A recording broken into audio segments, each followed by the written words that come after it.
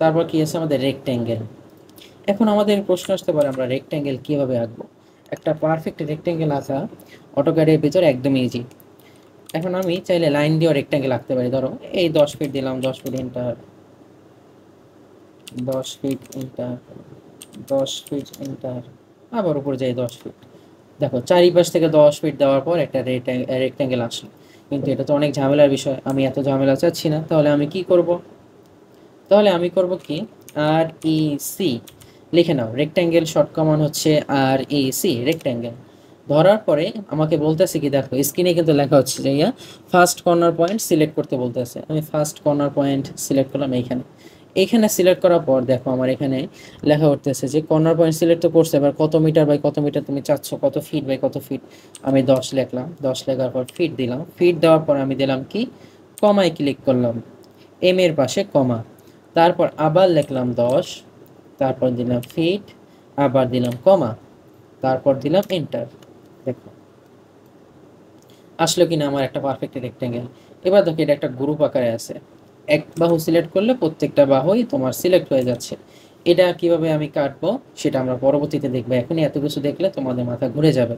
Just আজকে যে কটা জিনিস শিখাচ্ছি ওই কটা জিনিসই আজকে শিখো, বাকিগুলো আমরা নেক্সট ক্লাসে দেখবো ইনশাআল্লাহ। তারপর দেখো আমাদের রেক্ট্যাঙ্গেল গেল। রেক্ট্যাঙ্গেল চাইলে যে কোনো মাপই তুমি আঁকতে পারবে। দেখো আমি যদি চাচ্ছি যে এবার এখানে প্রথম যেটা আছে, প্রথম যে মাপটা সেটা হচ্ছে যে উপর থেকে ডান থেকে বামে প্রথম মাপটা। আমি যদি এইটা দিই, কত দিব বলো, 20 ফিট কমা, আর নিচেটা যদি দিই 5 ফিট কমা এন্টার। দেখো 20 ফিটের দিকে আসছে কিনা, এদিকে 5 ফিট আসছে। কারণ কি, তোমাদের প্রথমেই বলছি প্রথম যে মানটা সেটা হচ্ছে যে আর বাম থেকে ডানে, এবং দ্বিতীয় যে মানটা সেটা হচ্ছে উপর থেকে নিচে। বুঝতে পারছো আশা করি। যদি তোমাদের কোনো প্রশ্ন থাকে অবশ্যই কমেন্টসে আমাদের জানাবা, আমরা সমস্ত প্রশ্নের উত্তর দিব ইনশাআল্লাহ। ওকে, এবার দেখো আমি এটা জুম আউট করতে চাচ্ছি কিন্তু আমার জুম আউট হচ্ছে না। তখন তোমরা কি করো অনেকে, তখন তোমরা এখান থেকে কাইটটা বের হয়ে যাও। দেখো এর থেকে বেশি জুম আউট হচ্ছে না কিন্তু। তখন আমি কি করব, জেড এন্টার, এ এন্টার। এবার দেখো আমার জুম আউট হচ্ছে না, হচ্ছে কিনা জুম আউট। আরেকটা জিনিস করা যায়, সেটা আমরা সামনে শিখব। দুইটা কমান্ড আছে, একটা জেড এন্টার, এ এন্টার। এটা দিলে তুমি জুম আউট করতে পারবা। আরেকটা কমান্ড আছে, সেটা আমরা আরও সামনে শিখবে, এখনই সবগুলো শিখবো না। তারপর দেখো মডিফাই টুলস। মডিফাই টুলসের ভিতরে আছে ইরেজ, কপি এবং মুভ। ইরেজের কামটা কি, সরি ইরেজের কাজটা কি? অনেক সময় একটু মজা আঞ্চলিক ভাষা এসে পড়ে, তাই না? তারপরও তোমরা চলো আমরা ক্লাসে ঢুকে পড়ি, কথা না বাড়াই আর কি। ইরেজের কাজটা হচ্ছে, দেখো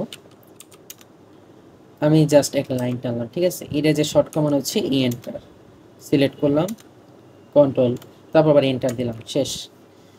প্রথমে আবার দেখাই, ইরেজের শর্ট কমান্ড কি, ই এন্টার। নোট করে নাও, ইরেজের শর্ট কমান্ড ই এন্টার দিলাম। তারপর বলতে আছে কোন অবজেক্টটা তুমি সিলেক্ট করতে চাও, কোন অবজেক্টটা তুমি মুছে ফেলতে চাচ্ছ, এখানে স্ক্রিনে লেখা হচ্ছে। অটোক্যাডে একটা মজার বিষয় কি জানো, তুমি যে কমান্ডটি দাও না কেন বা যে জিনিসগুলাই দাও না কেন, ও কিন্তু তোমার স্ক্রিনে দেখাচ্ছে যে তুমি কি কমান্ড ব্যবহার করতেছো আর এটা কিভাবে তুমি ব্যবহার করবে। এখানে আমাকে বলছে যে সিলেক্ট অবজেক্ট। এখন আমি সিলেক্ট অবজেক্ট করব। ধরো আমার এই অবজেক্টটার কোনো দরকার নেই, এই বাহুটার, আর এই সাইডে এই লাইনটার আমার দরকার নেই। জাস্ট এন্টার দিলাম, দেখো আমার দুইটা কিন্তু ডিলিট হয়ে গেছে। ওকে, এইটা হচ্ছে ইরেজের কাজ।